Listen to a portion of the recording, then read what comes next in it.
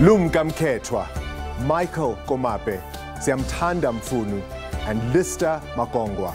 4 children all died using pit latrines at their schools. Let's get started.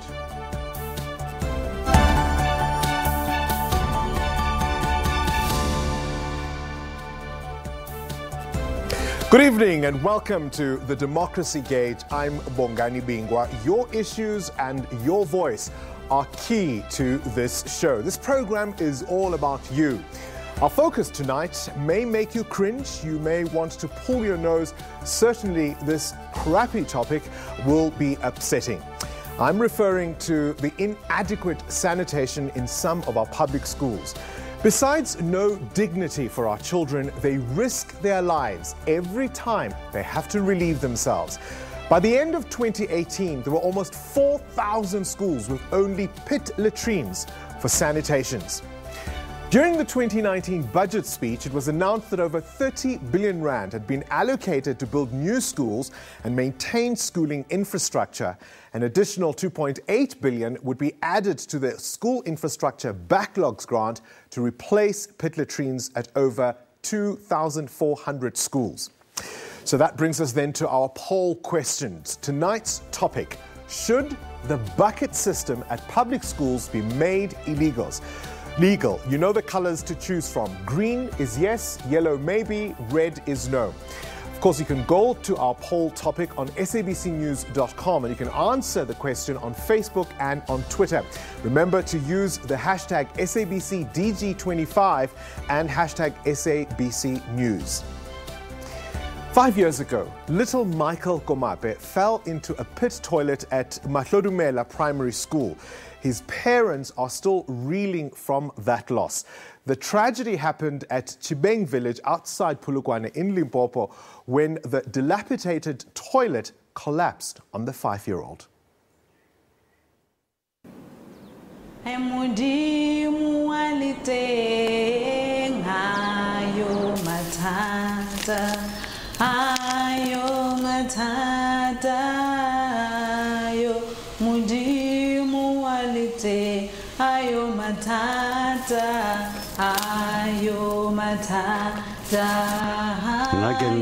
James Komape, Kenna Papa Michael, Waila Wela Kamo toilet, Yamuskolo.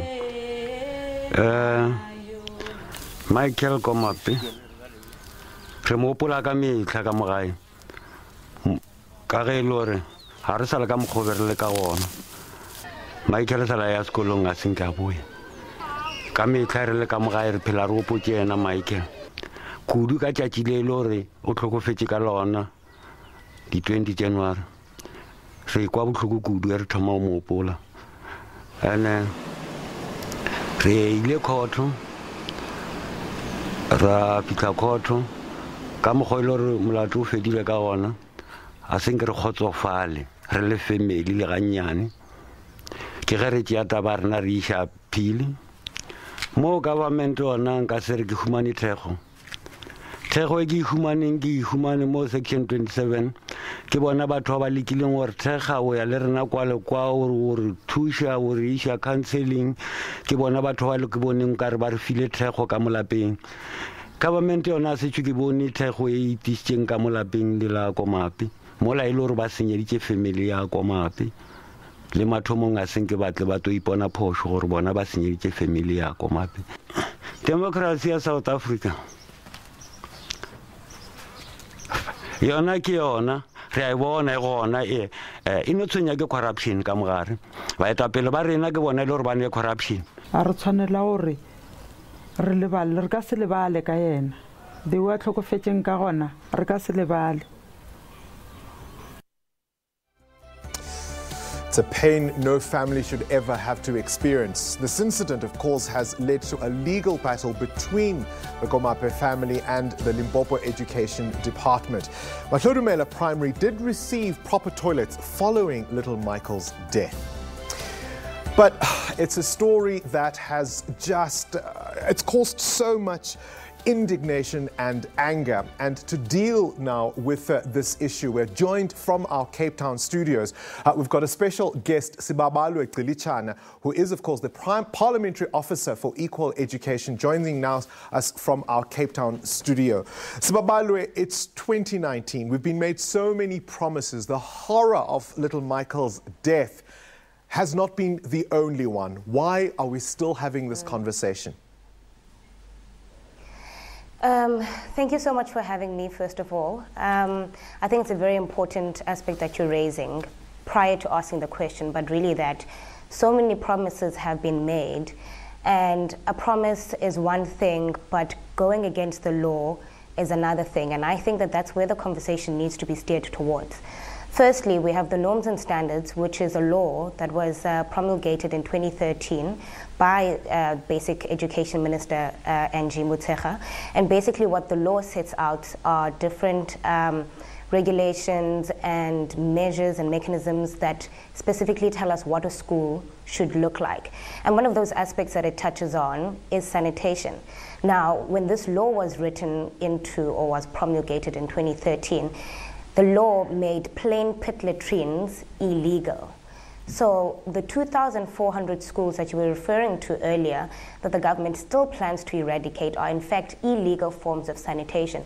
And that is why there was so much uproar about what happened to little Michael and similarly to Lumka when she passed last year, that these forms of sanitation and these forms of toilets, which aren't even recognized as toilets by the law, still exist and pose a serious threat to our learners every single day. So the fact that it's 2019 and we're still having this conversation means that we need to be asking the people who are in charge, and that is the DBE, to account for why this is still the case in our schools.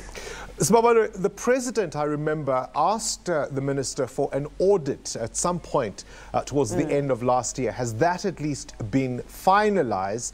And are you encouraged by the budgetary allocations Treasury has given to this issue? So the first point to speak about in relation to the audit is that the department had ordered a rapid audit, which was not a complete audit. This was just an interim process to just try and gather what the state of sanitation in the school looked like. That information came out in April, which was only 3 months after the NIMS report had just been published, which is the National Education Infrastructure Management System that is annually released by the department and gives us a national snapshot of what school infrastructure statistics are looking like in the country. Now, when these rapid audit results came out, they were completely different and out of line to what the NIMS was reporting about sanitation.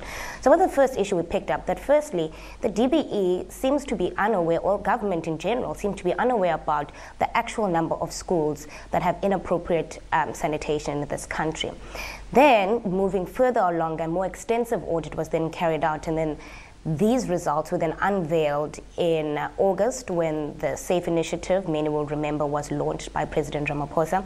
And the SAFE initiative is the Safe for Education, or School Appropriate, it's Sanitation Appropriate for Education, sorry about that, initiative that was launched by the president. And basically, this was telling us what the actual numbers were, which were in fact different from the audit results. So now we've had 3 forms of statistics all coming from the same source, but giving us different numbers, from 8,000 schools with still pit latrines, then 4,000, and then eventually we settled about 3,000. Let me ask you, Sibabalwe, the money that they at least are telling us they're going to deal with this issue, are you satisfied with that? No, we are not, because last year, when the budget speech was being delivered by former Minister Melusi Gigaba, 7 billion was cut from the school infrastructure backlogs and education infrastructure grant. So these are the grants that are mainly responsible for fixing our schools. And so to then say that 2.8 billion has been reallocated over the next 3 years will never make up for that 7 billion that was cut last year. Sibabalwe, final question, and very briefly, the next time another learner dies at a school in this way, when the politicians howl, when they express messages of condolences, why should we believe them? In fact, we shouldn't. it's one thing to say that people's condolences are sincere, but it's another to claim that things are out of your reach and out of your control when they very much are. We've spoken to the DBE, we've written countless letters to them and to the president to try and, sit down and have a conversation about finding decisive ways of how we're going to deal with the sanitation crisis. And none of those letters have been met with any responses, let alone trying to sit down together and have this conversation. So the next time another learner faces the same fate, we should all be outraged, because when civil society organizations like Equal Education and Section 27 reach out to these departments and government to try and have a conversation about what to do, we're met with no response. And so we need to continue telling them that it is unacceptable that our learners are paying for the price of incompetence, and that is it. Yep, Sibabalo Gilitana, thank you very much for your input this evening on our show. I mean, that's really the question. Have these little children died in vain? That's the question that I will leave you on that issue to think about.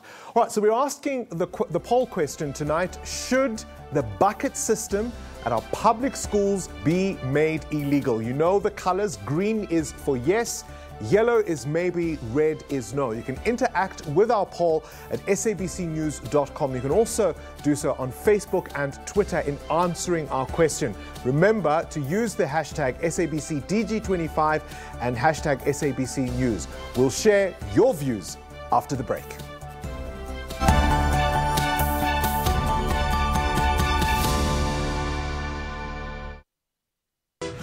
On Trends Travel, we bring you a full guide on all things lifestyle related. With so much to discover, we give you comprehensive reviews of places to visit, music, travel, and food. We also explore the arts, whether on or off stage. All this and more. Be sure to tune into Trends Travel Saturdays at 5:30 p.m. What do you need when you cast your vote? We need to have education. We need a new model. We need more justice. We want to be employers. We must clean up the ANC out of our system. We are going to deal with corruption. That's what we need to do.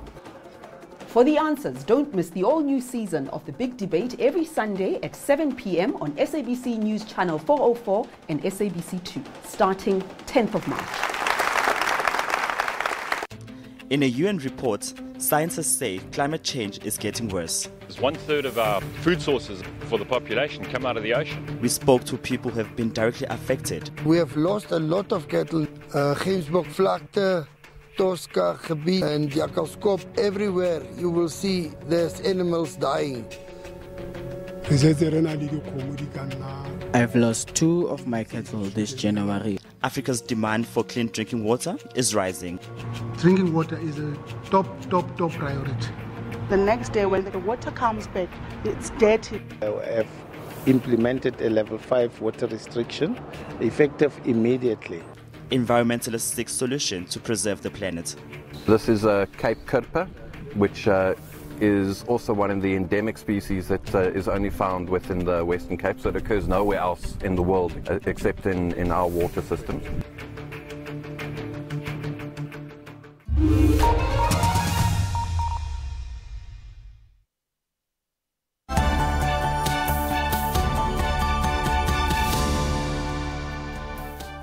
Welcome back. Well, you know it's all about you here on The Democracy Gate. So let's find out exactly what you've been saying on social media. Let's start with Twitter and get a sense of what people are saying there. Nazim says, yes, it must be criminalized. After so many years, we don't need that system in our schools. Let's go up. So Nwabile says, yes, the dignity of our people comes first. And we've also got Mutobisi, who says, be criminalized with life imprisonment. I imagine that would be for the officials behind it.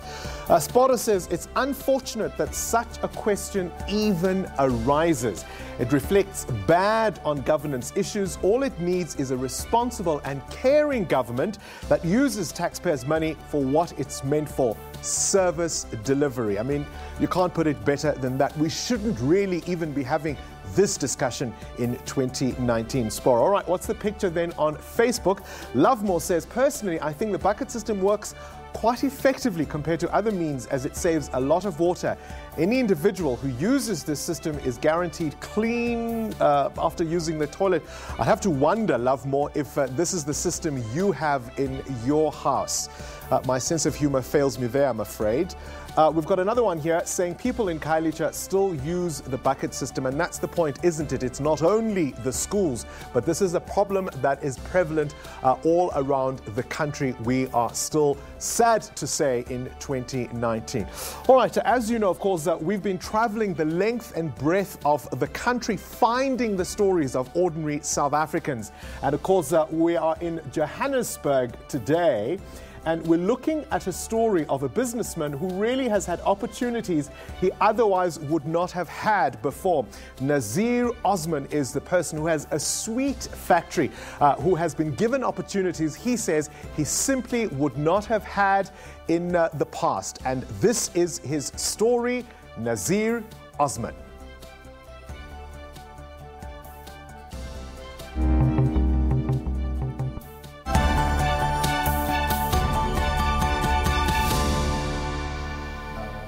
We export to about 14 countries. We manufacture quite a few brands. Our flagship brand is Stumble, which is one of the biggest selling pops in the country. Under apartheid, there was major corruption in business, in government, in councils. The difficulty that we experienced was mainly discrimination in terms of getting a business license, getting anything else. At one point, we got a white nominee to open a shop for my dad, and everything went smoothly. And the city councillors, the people that we used to deal with, inspectors that used to come to places were pretty corrupt. I mean, one of the inspectors comes straight and he says to me, "Pass me samosas." All they wanted were bribes. The democracy gave us a lot of space. After 94, we could move. In 96, we moved to a big place at a lower rental and a way bigger place. We didn't have to have a white nominee to import goods. We could import freely. We had to develop the economy. And we felt that the role that we're going to play is to create jobs. And the way to create jobs is to find a product, to make a product, and to make sure the product sells so that you create more jobs. And the more it sells, the more jobs you can create. The challenges are pretty different because the crime rate seems to have gone up. We seem to be under more threat. We need security guards. We need cameras everywhere. The sugar lobby pushed the price of sugar up by 19.5%. Immediately after, they managed to get government to raise duties. Now, when they increased the duties hugely, suddenly they put their price up 19.5%. Now, which product can carry a 19.5% increase? We have to embrace the new dispensation and the new democracy because we're free. I mean, what is the price of freedom? You're free to walk around, you're free to vote for who you want to. The capitalists are still ruling. No? So my biggest disappointment is that while political power changed hands, economic power stayed the same. Corrupt politicians jumped the bandwagon. In 94, when many of us old activists went into work and business, and we stayed away from politics now because we thought our work is done, made a very big mistake because we left a vacuum for all of the opportunists to jump in. There's a lot that needs to be fixed. And I think that if those things don't get fixed, the situation could get worse. We've kind of at the crossroads. All right, as you've seen throughout the series so far, we are traveling the length and breadth of South Africa. We're speaking to ordinary folks, we're speaking to business people, we're speaking to students, we're speaking to educators, we're speaking to healthcare providers, we'll be talking to young people, we'll be talking to the elderly, the disabled. We want to hear from every South African. And coming up in the next few days, we'll be telling you about how we are going to come to specific communities so you can be expecting us when we come to your town. As I keep saying, this program is all about you. We are putting you, the citizen, at the front of what has to be said on this platform. Stay with us. We've got more for you after this quick break.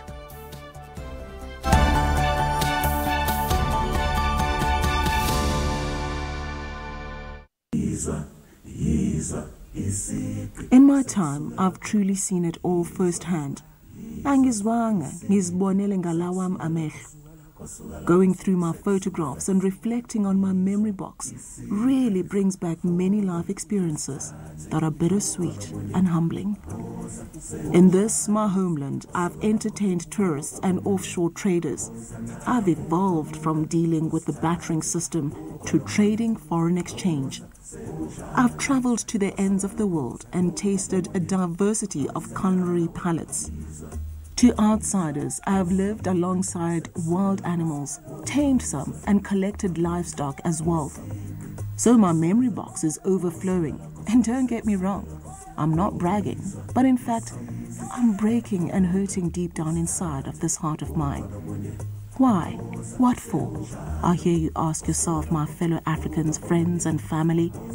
The images I have of me are those of the point of view of my onlooker, not those of myself, the subject at hand.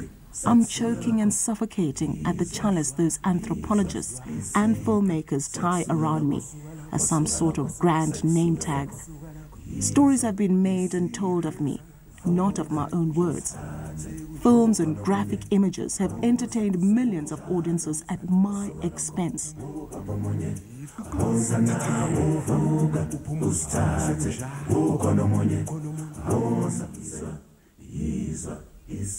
We are at the forefront of Africa's tech discussion. We're already planning for the 5G spectrum to be licensed by 2020. In Mauritius, for fiber migration, we had a strategy. On network, we have gadgets, robots, and more. We focus on investing in entrepreneurs and technology in emerging markets. There's technology and social media news on Network with me, Spumelele Zondi, every Saturday at 8:30 p.m. and every Sunday at 5:30 p.m. Years go by and new faces are born. New villains and new drama queens. We look back and reflect on the memories that serve us.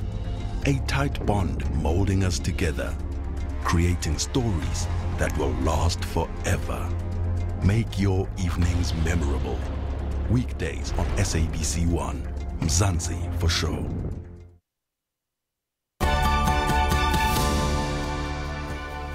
All right, we're looking back on 25 years of democracy, and one of the things we've been doing on the Democracy Gauge is to go deep in the SABC's archives as we build up towards this year's election. It's sort of a dual journey in a sense, because we're also building up to Freedom Day 25 years ago. So we'll go back to characters you've seen walk off the political stage. Some are no longer even with us any longer. And I want to ask you this question today. Do you remember where you were in the build-up to Freedom Day 25 years ago? As I say, thanks to the SABC's archives, which I can also boast are simply unmatched in South Africa. On this day 25 years ago, we learned that the then president of what was known as Bophuthatswana, Kgosi Lucas Mangope, was holding a news conference following talks about a civil servants' strike. Here he is, the man himself, Kgosi Lucas Mangope.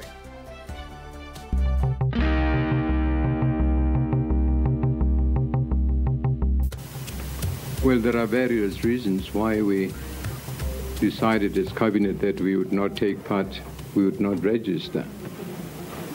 First of all, we have not consulted with our parliament, which in our view must say whether we should go for elections or not. Secondly, we are not happy with the interim constitution. Thirdly, we are independent, and therefore we must look at the implications of registering as a political party that will take part in the elections in South Africa. And these implications also must be looked at by our parliament. First of all, it is important, I think, to have mediators who are mutually acceptable, both to the Freedom Alliance, to the African National Congress, and to the South African government. And secondly, there must be agreement on the terms of reference which the mediation must look at. I think those are the two main requirements in our view for mediation. How's that for a walk down memory lane? And you know what? The more things change, the more things stay the same.